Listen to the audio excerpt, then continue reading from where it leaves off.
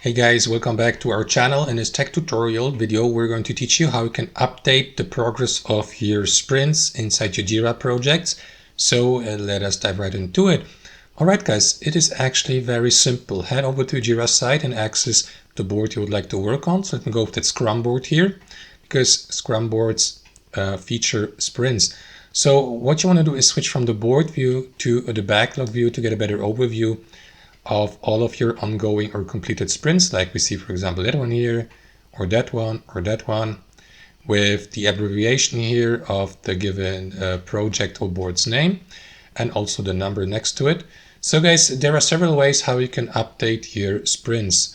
For instance, if you have already started or created a sprint like we see here, you may, for instance, change its status by clicking into that drop-down menu here and select a different status, like in progress. For example, if you have started working on it with your team members, simply switch from to do to in progress.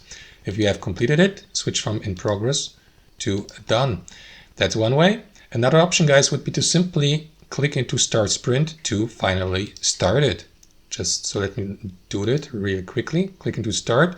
You may go through a short customization or setup here, change the sprint name again. You may also set a duration or an estimated duration for the sprint, like 1 week, set a start date, end date, describe the sprint goal. And once you're ready, guys, and want to start the sprint for your team or with your team, simply click into start here, and that is going to start the given sprint, as you can see. And you will see the sprint then translated or transferred into the board view here. And if you want to, or if you have completed it, guys, and you're done with all tasks within the given sprint, for example, if all tasks have been moved to the done status here, simply confirm by clicking into complete sprint here. And that is going to confirm this by clicking to this button. And that's how it works. As you can see, the sprint has been successfully completed. It has been removed from that area. So now you'll need to create a completely new sprint or start them, for example.